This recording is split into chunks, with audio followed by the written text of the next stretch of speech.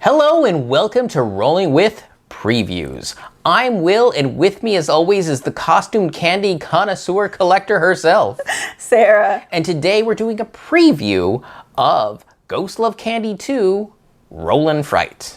Sarah, tell us a bit about these games. Ooh. Ghost Love Candy 2 Rollin' Fright is a series of 3 different roll and write games. The print and play games feature some of the same ghosts, kids, and candy found in the physical version of the game Ghost Love Candy 2. Now, we do want to say that we played a preview prototype copy. So everything that we show you is subject to change. And what has been kind of nice is, as we've played it, we've been giving them feedback and they've been taking it in and making changes. So hopefully the final version that we all get, because I will certainly be backing this, is great. Yeah, you already pre-ordered the Ghost Love Candy 2. Yeah, the physical version is available for pre-order. Highly recommend it. I know this is a little bit of a tangent, but it's a fantastic. We played the previous edition. I only expect even more great things from it. So if you like these roll and writes, definitely check out the full physical card game. Yes. So for this, you will, since it is a print and play, and that's all you're backing for, you will need to provide 2 dice. 2 dice. Well, I guess you could try dice that large. Hey, you can see them. Yes, you can see them across the table. You only need 2 dice for everyone playing. Yeah. And the game plays 1 or more people. So it's basically you print off a sheet and give each person a pen or pencil or whatever writing utensil they want, and you can play. Yes, which means there is no bot, so there's no Nanoman to worry about to thwart your candy collecting endeavors. Right. It's all just you and your sheet. Yep, and the nice thing is these are pretty, I wouldn't say simple, but there's only 2 pages of rules, so there's not going to be a lot of overhead in learning these. Right. So with all that general stuff out of the way, let's talk about the first game, Tricky Treats. So Will, how does it play? So Tricky Treats is pretty simple. You roll the 2 dice. One of them is going to be used to collect candy from kids. The other one is going to be used to scare kids. Now, as you collect candy, that'll unlock bonuses and other abilities. For example, on each column of kids, if you collect groupings of candy in certain areas, it can unlock abilities that kid has, or icons that help you score and do more points. Yes. Of course, if you scare a kid 3 times, you can't use that kid anymore. Right. Now, if you've unlocked an ability from that kid, you can still use it, but you can no longer collect candy from that kid. Because they're not there anymore. They're not there. Basically, they're completely scared off. That ability, you kind of think of like you learned from them. Yes. Type of thing. Now, this has a lot of areas for you to look at. It has the area with the kids and the candy. It has the stash where you mark off candy you've collected.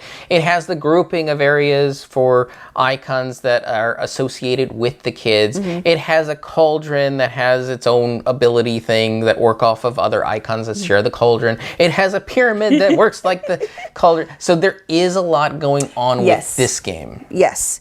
And I would also say this one feels closest to the card game Ghost Love Candy in the fact that you are trying to collect candy from kids, but in the process of doing so, you scare the kids and eventually you can reach their break point, so to speak, and completely scare them off. And so people who've played both that game and then played this game will feel the similarities. Yes. Now, who this is for? I'd say this is for the gamers out there. Yeah. Now, it's not impossible for someone new to gaming to learn this and have a fun time. It's just going to take them a couple of plays. Yeah. There is a lot going on, and so someone brand new might not fully get why would you go for this over that type of thing, because there is a couple of areas of complexity. Yes. All right. I think that's it for Tricky Treats. So let's move on to Haunt the Block. Yes. How does it play? So this one has a rectangular area, kind of like think of a Monopoly. Yeah. So it is going to be a roll and move. You'll pick a starting point. You'll roll the 2 dice, choose one of them for your movement. Now, whatever you land on is what you collect. Often it's candy, but sometimes it's the kid's costume. And whenever you do that, that can actually unlock abilities. Yep. All of these lead into the candy stash, just like with Trick or Treats, and the special icons of the moons, the pumpkins, and the cats, based on which kid. That'd be the bonus area. Right. Now, as you keep going round and round, you'll unlock more bonuses and things like that. Sorry, they should be bonuses. They are bonuses, and that's written out in the rules very clearly. But as you start filling up your rectangle of the block, it starts becoming a press your luck game, and you have to really rely on abilities you've locked earlier to make sure you don't have any bum moves. Yeah, you really don't want to waste those abilities early on because you're going to need them to not have a penalty. And the penalty is kind of big. You will actually not score for one of the candy types. And I mean, that's not so big a deal if like you really haven't collected one of the candy types. But if you've been doing pretty good and they're like all like at least in like the 3rd column or something, and you're going to get some points, you don't want to lose that. So you need those abilities to be able to manipulate the dice to still be able at the end, because you are going to write down 1 through 31 in this rectangle because you're doing the 31 days of October type of thing. And you're going around this neighborhood trick-or-treating. So you definitely want to make sure you don't get any penalties on that. Yeah. Now, what this plays a lot like, or reminds us, is there was a video game from Double Fine called Costume Quest. In it, you collected candies, you collected costumes to get abilities, and you fought grublins. You don't fight grublins here. Yeah, so that's the one part it doesn't have. But you do the other 2. Right. So that was kind of interesting because it felt like we were playing Costume Quest, the roll and write game. It did. I really liked it because, I mean, yes, the pictures are of other kids in the costumes, but you're utilizing those abilities so that I can't think of any specifically, but like Black Cat or Kid Cthulhu, you're using that ability, but you're using that costume. So like in Costume Quest, you'd actually put on the costume to be able to do that special thing. Yeah, like the cheerleader can let you add the 2 numbers together, move that way. The magician can let you move counterclockwise around the square. Kid Cthulhu lets you take the lower value die, double it, and use that number instead. So things like that. Yeah, definitely. So who is this for? I would say this is also for board gamers. Well, how would you feel with the... Well, so this... On Haunt the Block, Will and I have a different perspective of it. I think generally, I think most people are going to probably find this one easier than Tricky Treats. Unless you're like me and you can't keep numbers straight in your head, and then you're going to get everything mixed up. You're going to start writing the die number in the circle or square instead of the round number, and you're going to forget what round number it is. And since there are opportunities when you roll doubles to then put a number anywhere, well, then what you put there, well, that restarts you from that spot. So if you're like down on the bottom, but oh, we got doubles, and you go back to the right, and you're like, here, well, it's like, I was here, but now I'm up here, and now I have to continue from there. What round are we on? So, and adding to the complexity, Sarah also was the one that helped me with my sheet. Yeah. So she had twice the amount of numbers to look at, and she was just lost. So I had difficulty with this. So I agree with Will that I think most people are going to find this less complex than Tricky Treats, unless you have trouble with numbers like I do, and or you're looking at more than one sheet, because again, with Will's vision disabilities, he doesn't write in his sheets. I do all the writing and describing, and so that was a bit for me to handle. But I was telling him, even if I wasn't dealing with his, just my own, I couldn't remember what round it was. He had to keep telling me. So I'd look at the dice. I'm like, okay, I'm moving to this spot. What round are we on? And then he would tell me, and I'd write that number in. But if I didn't have him, I would get completely lost. And I even got more confused. And like, well, she wrote 20, and then she wants to write 21 on mine, but I haven't written 20 yet because she was helping me second. Right. Yeah, it was fun. So I think this one will be pretty accessible. I think it's still a bit of a gamer's game because of the abilities and keeping those in mind and knowing when to use them. Yeah. So it's not the most straightforward beginner, but I don't think it's that difficult either. And honestly, the complexity really comes in at the latter half of the game. Right, because like I said, you're not going to want to waste those abilities. Well, one, you're not going to have half of them unlocked at the beginning of the game because you have to go around the neighborhood.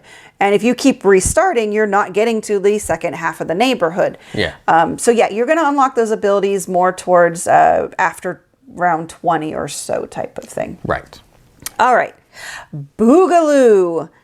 How does that play? So for Boogaloo, you have 12 kids, and each kid is in a grid of 3 columns, 4 rows. Each kid will also have 3 candies under them. You will roll the dice. You will choose one of them.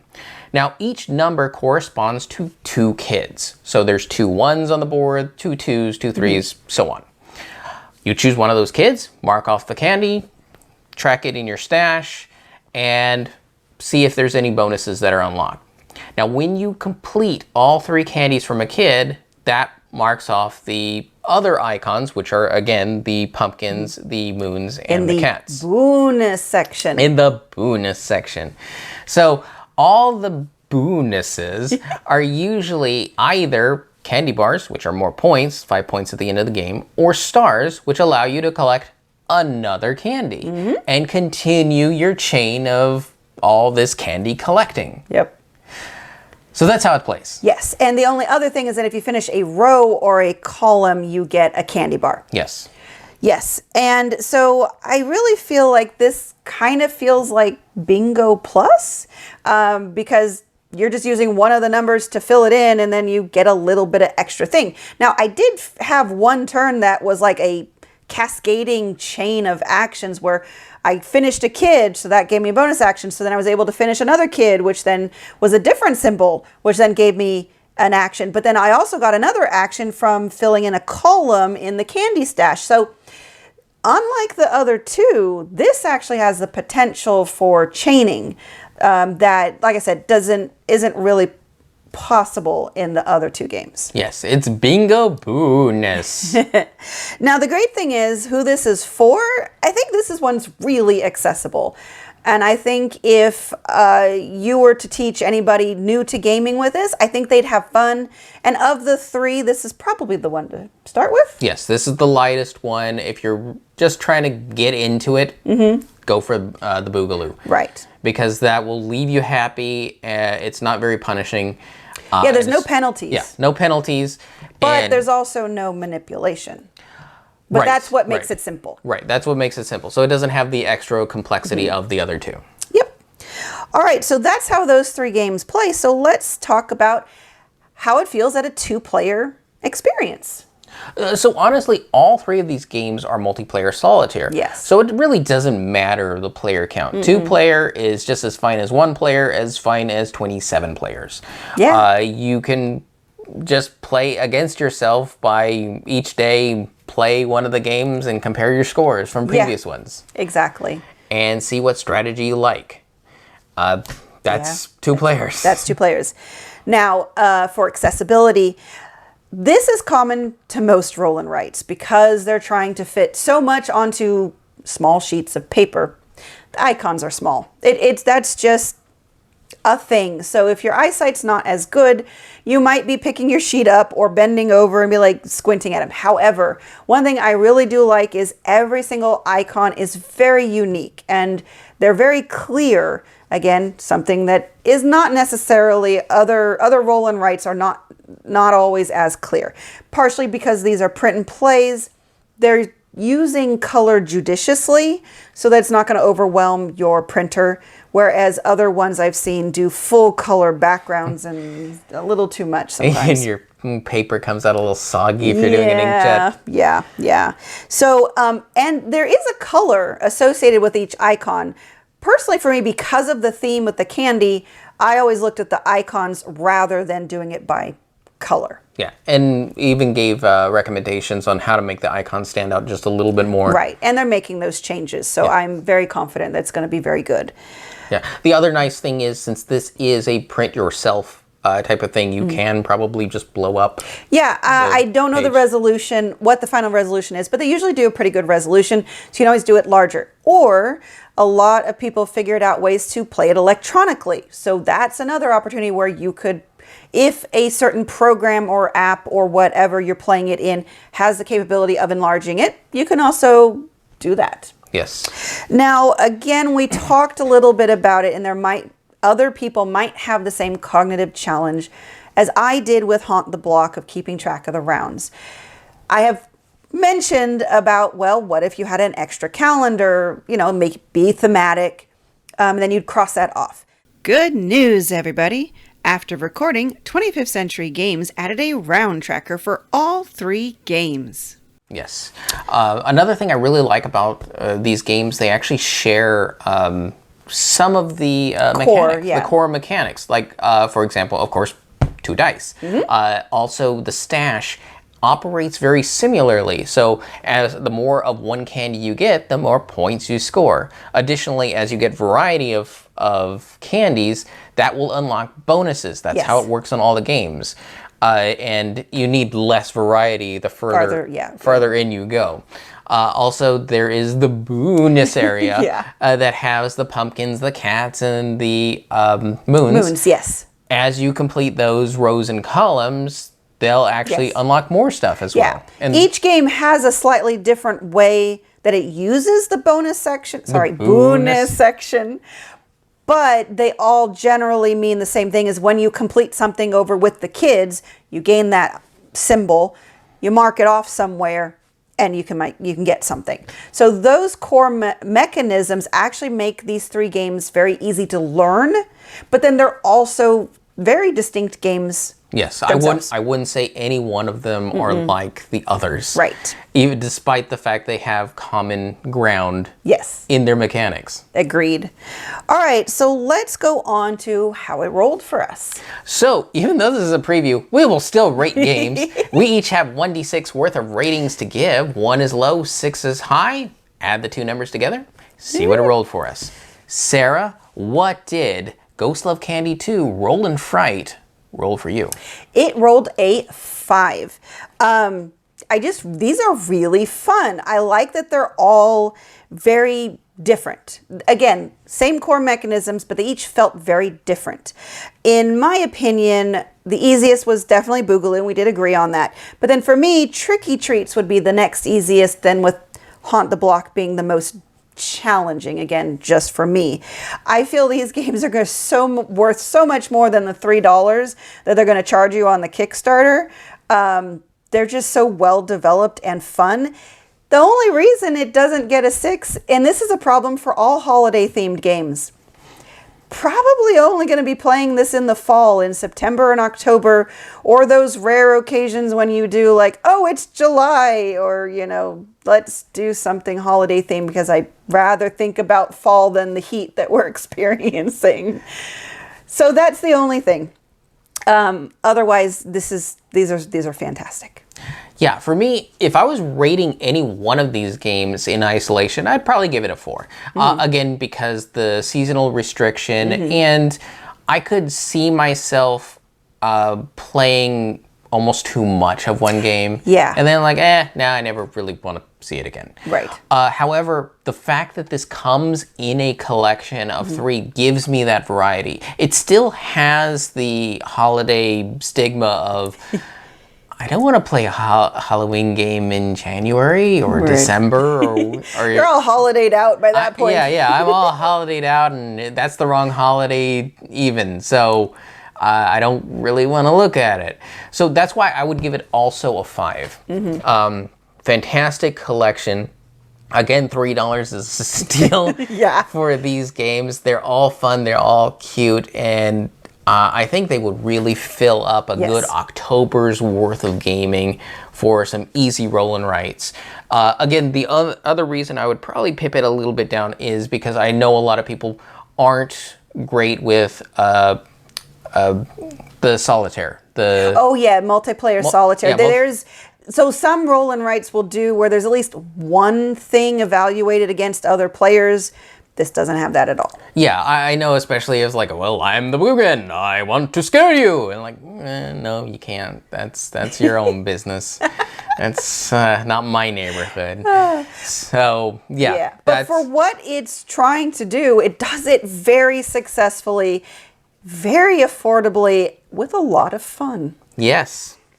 And that will do it for us here at Rolling with Previews. And Sarah, what is your dream costume? My dream costume would be, well, I don't know. I always wanted to be a Care Bear. You know, bedtime bear. Because, like an old 90s one, all plushy and... Yeah, big plushie. Chunky. And because I never get enough sleep, so I'd probably want to be bedtime bear so I could make an excuse for sleeping in the middle of the day. I would want to be a giant meeple. But that will do it for us here at Rolling with Previews, and I hope that's new to you because we've been Rolling with Previews. And remember, if you have any questions, comments, or concerns, you can reach out to us on the various social media platforms at Rolling with Two, that's TWO. We are on Twitter, Facebook, and Instagram. And on YouTube, please like and subscribe. And if you have time, check out the other content Nanaman has found for you, because remember, he's rolling with you.